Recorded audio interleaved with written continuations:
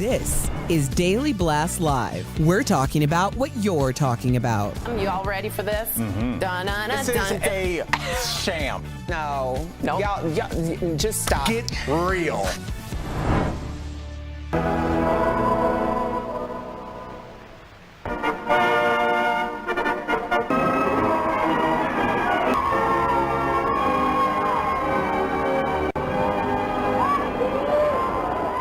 It has been 70 years since the world has seen something like this. Queen Elizabeth II's coronation back in 1953. Now Britain prepares to crown a new king tomorrow, and it is King Albert Jackson. King Al!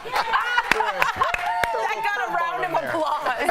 I love you. Welcome to DBL. We have our resident Brit, Stephanie Jones, here to break it all down for us. What's Stephanie, up, first of all, welcome. Thank you, Tori. Absolutely. Now, in London, preparations are underway for the coronation. King Charles greeted members of the public outside Buckingham Palace today. He and Camilla will ride from the palace to Westminster Abbey in the Diamond Jubilee State Coach. They will ride back to the palace in the Gold State Coach, which has been used in every coronation since 1831. Wow. Charles will wear this long gold coat weighing more than 4 pounds called the Super Tunica. He will be draped in nearly $4 billion worth of jewelry, including St. Edward's crown, which dates back to 1661. Meantime, Dr. Jill Biden arrived in London yesterday in the rain, paid a visit to the Prime Minister's wife at 10 Downing Street, but President Biden stayed back in the United States. And get this fact, no American president ever has attended a coronation. Interesting. Who would have been the president 70 years ago? Oh. Good question. Tori knows. Yeah, who? I was going to say Eisenhower or Kennedy. Were you going to say it after somebody yelled it? And no, she knows. And Kennedy's dad, Joe, was ambassador, I believe, to England. So they did have a tie and could be there. Apparently, that's why they had those kind of strange accents. It was New England. You mean they got that thing going? Yeah, New England mixed with a London accent. Let's go get the world. All right. The whole extravagant affair is expected to cost as much as $125 million. Taxpayers' dollars. Some Brits not on board with all this pomp and circumstance. So one anti-monarchy group says it is gathering more than 1,000 protesters at the statue of King Charles I, who was beheaded in 1649. Just so you know, 49% of Brits say Charles is doing a good job. 58% of Brits say they are in favor of keeping the monarchy, but 32% of younger Brits want to keep it. So it's a generational thing. What do we feel?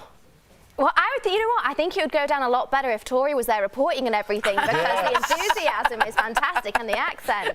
Thank you. Now, you know what? People are so excited, but what I'm more surprised about is the amount of Americans contacting me and telling me that they're having parties. They're getting up at 4 in the morning to celebrate. 4 in the morning? I mean, I'm from Britain, and I'll definitely be watching it when I wake up.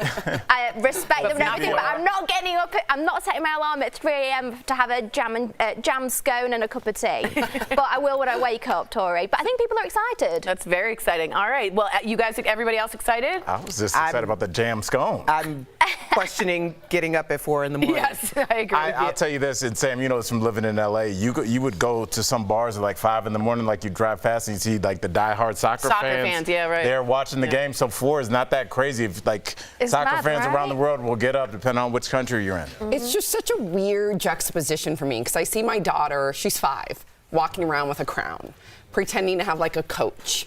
Oh. And it just seems so like a fantasy world, but it's the real world, and we're honoring people, and this is no disrespect, but we're honoring people because of their bloodline.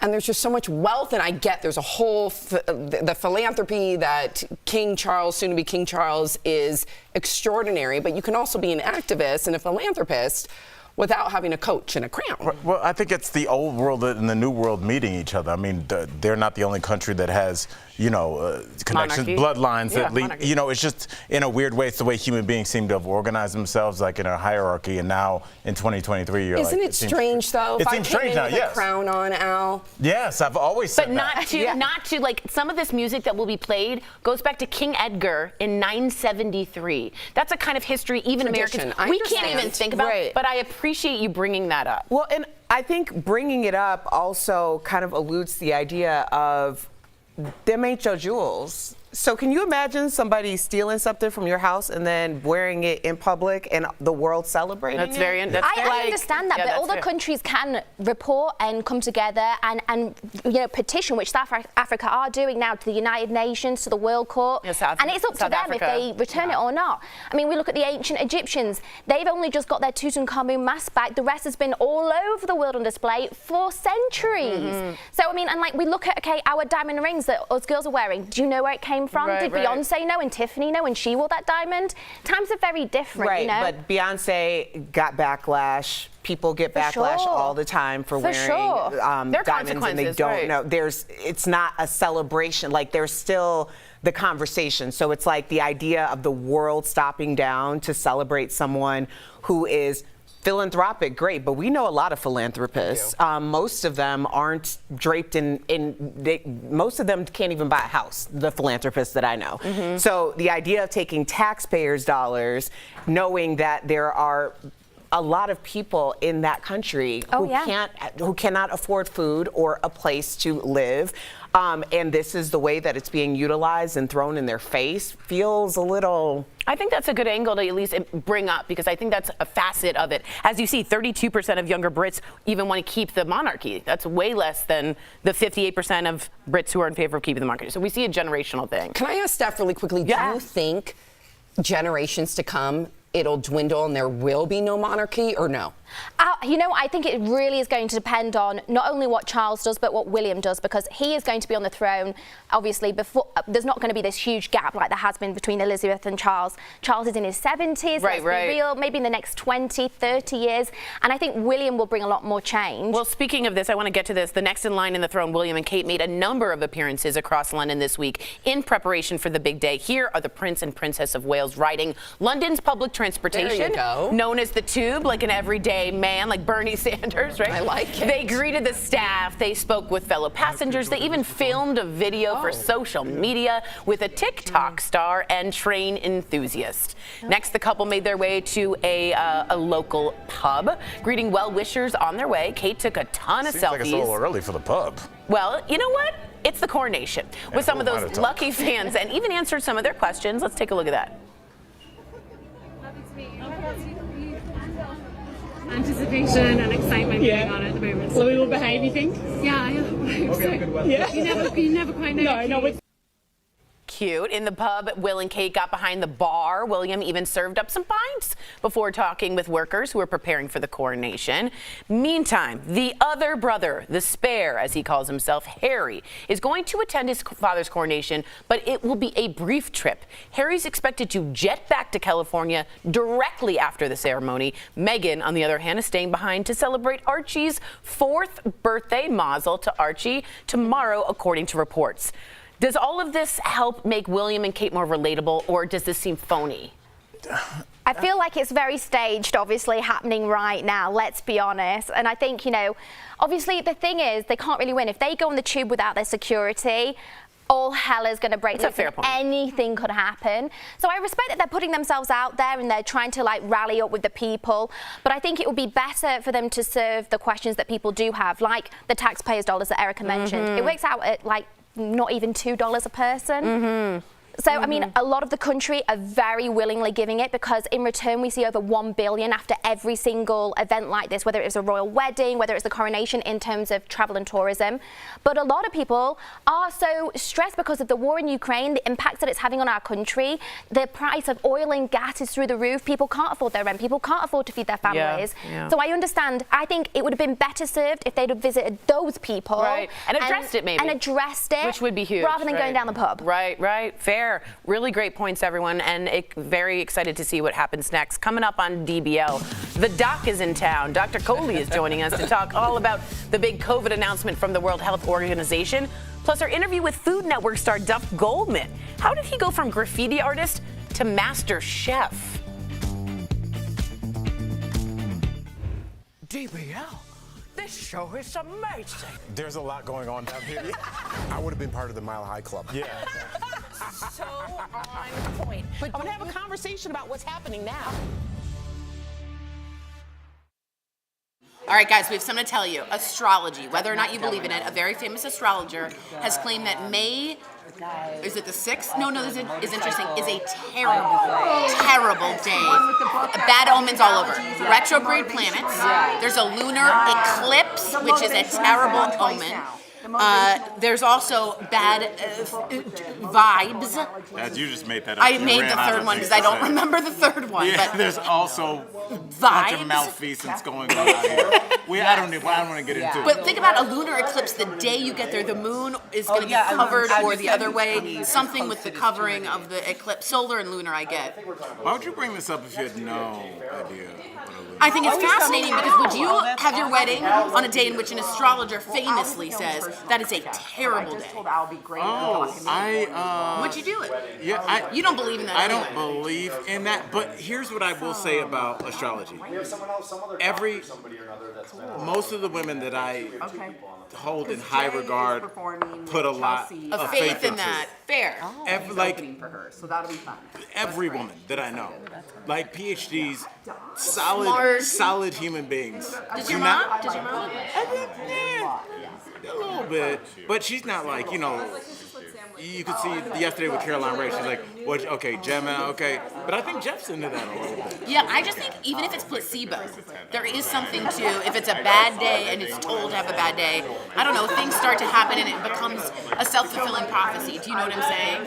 But I mean, maybe personality types. Yeah. I don't know. The thing is, I shoot everything down. I'm not shooting it down. No, I fair. I'm not lifting it up. I'll keep it here. We're dribbling. But a lot of people I respect.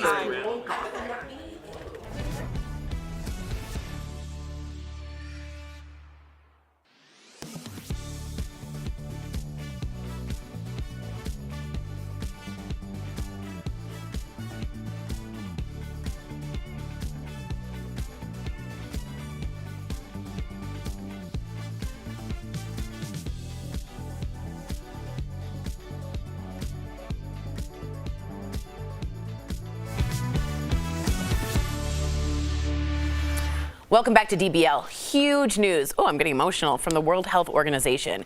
They say COVID is no longer a global health emergency. Wow. That's unbelievable.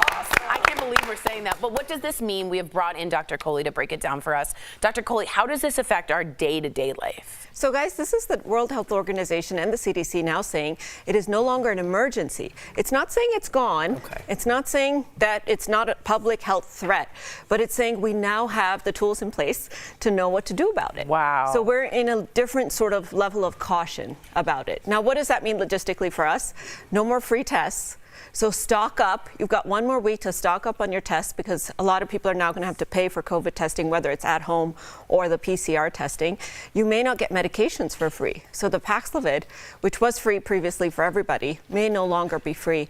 But the good news is the vaccines still are going to be free. So if you haven't gotten that second booster, it's time to get it. Wow. Right. Wow. So I can't believe we're having this conversation. I know. I can't believe it. Before you go to your next question, I can't believe it. Can we pause? Yeah. Because Tori and I were in the studio. She was here. I was here. Sharon and Chris. And like Sharon no one and Chris.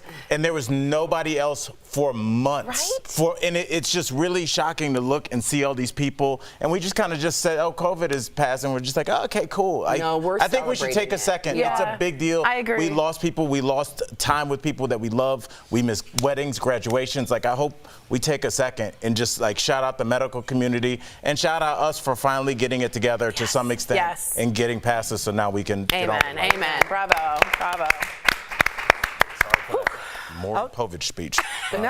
Who's the father? Like Maury Povich. Yeah, who's the father? Okay. Yeah. We want to get your advice on something, Dr. Coley. 72% of people admit to feeling dismissed by their doctors. So why would some doctors be gaslighting their patients? You know, it's interesting you use that word, Erica. So gaslighting came from that play in 1938 where the husband tried to make his wife think she was going crazy. He made her question her perceptions of reality, and it was intended to manipulate. So medical gaslighting, which is a term that's become really popular, is when the doctor dismisses the patient, makes them think all the symptoms are in their head. But I'll be honest, I don't like that term because it does imply that there's a malicious intent on the part of the doctor, where I think a lot of times it happens sort of subconsciously, and there's some reasons for it why we do that. So in medical school we're taught when you hear hoofbeats you think of horses, not zebras.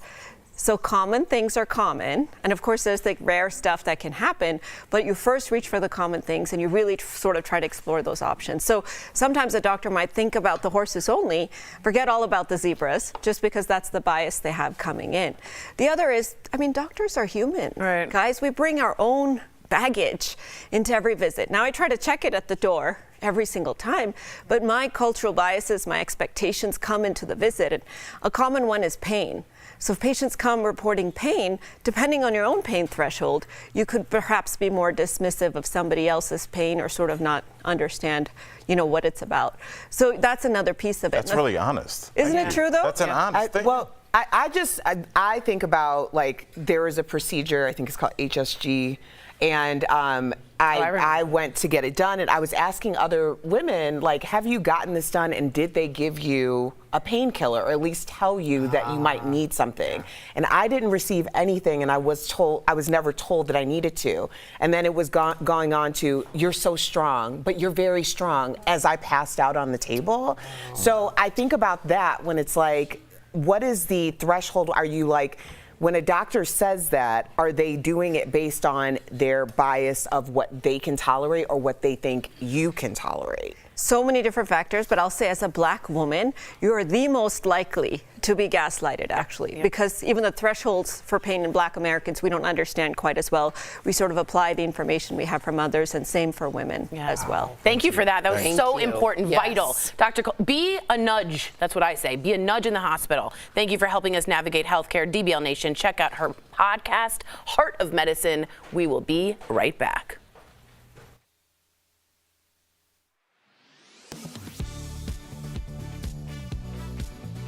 While a coronation ceremony is a uniquely royal, historic affair, families worldwide can celebrate something that happens on the same day every year, a child's birthday. In all of the pomp and circumstance leading up to King Charles's coronation, one faction of the internet says this weekend should be all about celebrating another member of the family. Is King Charles's coronation the same day as his grandson Archie's birthday? We checked with these sources to verify yes. Archie, the eldest son of Prince Harry and Meghan Markle, was born the morning of May 6, 2019, according to the official announcement. The couple formally resigned from their royal duties less than 2 years later and has since spilled a lot of tea in interviews, books, and a television series, so their presence at palace events has become the subject of intrigue. Buckingham Palace announced Harry will attend the Westminster Abbey service Saturday, but Meghan will stay in California with Archie and his sister Lilibet. This briefing from the Parliament's House of Commons Library states the date of a formal coronation ceremony is generally determined by the cabinet and the royal household, with consideration of input from other countries where the king is head of state and when there's more likely to be good weather in London. So before you blame Granddad for double scheduling, it's not entirely King Charles's decision. Any reason why he didn't object to the date and why Mom and the kids are staying home beyond birthday celebrations is royal gossip. With your Verify, I'm Abby Larico.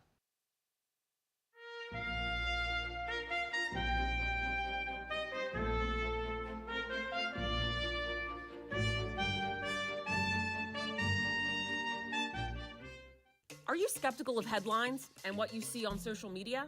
We are too. The Verify newsletter answers your questions, clarifies what's true and false, and even includes a daily fun fact. Go to verifythis.com/email to check it out.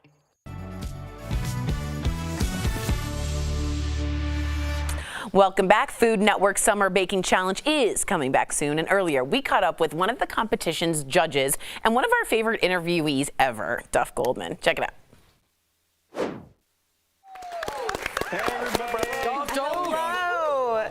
So great to see you. So, okay, I want to see what the connection is here. Can you share how you went from being a graffiti artist to a master chef? Yeah. So, it was the late 80s. I was, living on a steady diet of Eric B. and Rakim and 3 Feet High and Rising, and De La Soul and everybody. And so I just, that this was who I was. And my whole family is artists. My great-grandmother, my grandmother, my mom, she does mosaics. My great-grandmother was a milliner. My grandmother was a silversmith. Everybody does art. And so when my art came out, it was what I was into at the time. And in the late 80s, when you're listening to, all that New York hip-hop, you are really, really into New York graffiti as as well. And so that was kind of what happened. Then I went to, fast forward a little bit, I went to culinary school and after undergrad. And so by this time I had been sculpting and I did a lot of metal sculpture and ceramics, things like that. So then when you started baking and you sort of put all those things together, I was just sort of good at cakes. It's weird, right? It's like a Renaissance man over there. It's very interesting. All right, your first job was at Mickey D's, McDonald's. Now, as someone who with refined taste, what do you think about their new flavor makeover? And do you happen to like fast food like your girl, Burger King Whopper Jr. over here? Yeah, okay, so a couple things there. But yes, that was my first job. I can make 12 Big Macs in a minute. What? I'm really good at Big Macs. Yeah, man, I'm good. I'm fast. They give you a caulking gun full of the special sauce, and you go bang, bang, bang, bang, bang, bang, bang, and you put it like on all these burgers. It's really fun. I love that stuff. I haven't had the new stuff yet, so I can't like speak to. I don't know what they're, I heard the cheese is going to be a little gooier. Yes, and the buns are softer. The buns are softer, the cheese is gooier, and that's interesting. That's interesting. I think like Burger King's a little more like that. And yes, to answer your question, of course I love fast food. It's designed so I love it. That's right. They have scientists that sit there and think of new ways to have you put something in your mouth and be like, okay, do you remember So I Married an Axe Murderer? Yes. Yeah. Okay, remember when Mike Myers' dad, also being played by Mike Myers, was talking about KFC, and he's like, they put a secret chemical make you crave it, you sleep, right? That's what they do. They really do that. Okay, but we got to get to your shows, okay? The Food Network Spring Baking Championship finale is coming up, and the Summer Baking Championship is set to premiere. How do the different seasons play a role in the various challenges? So for the finale of spring baking, this is really nice, and it's kind of, I love this challenge because it's sort of, where I cut my teeth, but it's like a wedding challenge. And so we have to the bakers have to make cakes and make desserts for like a real wedding. And even before that, there's we do this head-to-head face-off now that I really like. So instead of the finale being 3 people, what we do is we actually have 4, and the bottom 2 fight to the death for that last round. And it's really fun. Yeah, it's really fun. I love your passion. It is contagious. DBL Nation, check out Food Network for the Spring Baking Championship finale Monday, May 8th. Plus, the Summer Baking Championship begins, airing on May 15th. And shout out Eric B. Rakim. Absolutely.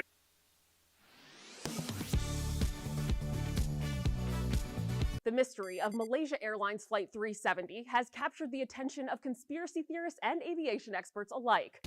Nearly 9 years ago, the flight, traveling from Kuala Lumpur to Beijing, vanished after takeoff. The Boeing 777 airplane with 239 passengers and crew members on board was never found. But a viral photo claims to be that missing plane. So let's verify. Does this photo show wreckage of the Malaysia Airlines Flight 370? Our sources are Revi, a reverse image search tool, the Deep Blue Dive Center in Aqaba, Jordan, and the official tourism website for Aqaba, Jordan. Using Revi, Verify traced the viral photo to this 2022 CNN article, which credits the image to the Deep Blue Dive Center in Aqaba, Jordan. But that plane is not the Flight 370 Boeing 777 airplane. It's actually a Lockheed Martin L1011 TriStar plane. According to Aqaba's tourism website, the TriStar plane was out of service and parked at King Hussein International Airport for several years. In 2019, the Aqaba Special Economic Zone Authority purchased that plane and deliberately sank it in the Red Sea to become a spot for diving enthusiasts. The Deep Blue Dive Center shared a video of the sunken plane to its social media accounts in April. So we can verify, no. This photo does not show wreckage of Malaysia Airlines Flight 370. With your Verify, I'm Ariante Till.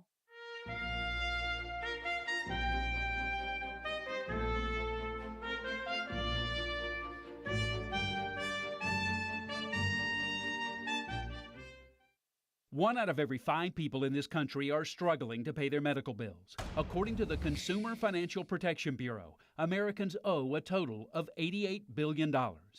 11 Alive viewer Maddie Strozier heard about the concern in the nation's capital and asked if the Biden administration had taken action to stop medical debt from appearing on your credit report.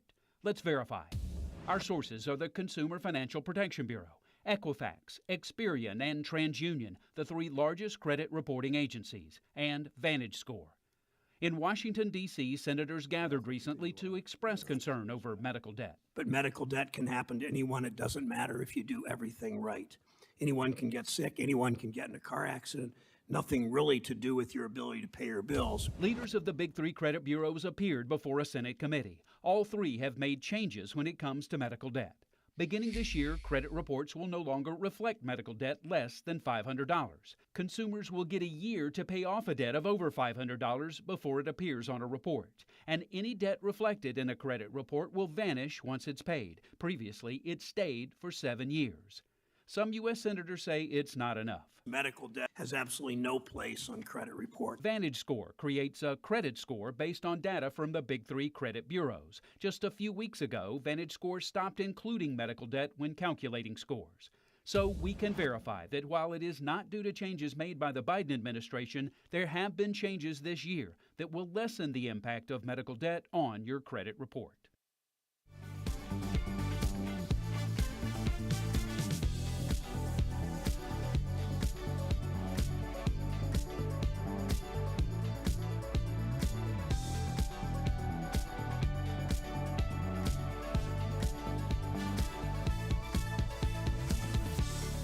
Escape to paradise for your chance to win the perfect family getaway.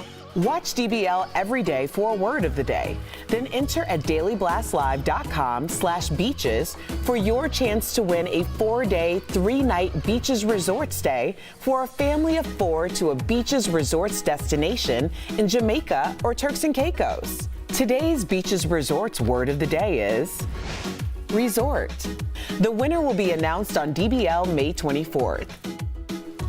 Warmer days are here, so that means it's time to pull out that sunscreen, and it's important to check that it is still good to use. Here is how to safely enjoy life outside with Sunsetter. First, let's take a look at the expiration date of your sunscreen. Some ingredients will probably be okay past the date, but the sunscreen's effectiveness may decrease. After checking that date, make sure to really shake your sunscreen before using it, because active ingredients can actually settle if you don't. I don't know why I made that a song. With affordable custom features without the custom price, Sunsetter is America's #1 best-selling awning. Spend more time outside. Get the best value with Sunsetter. It's been an industry leader for 30 years. So call 1-800-513-6851 or visit sunsetter.com for a guaranteed pricing on American-made awnings built to last.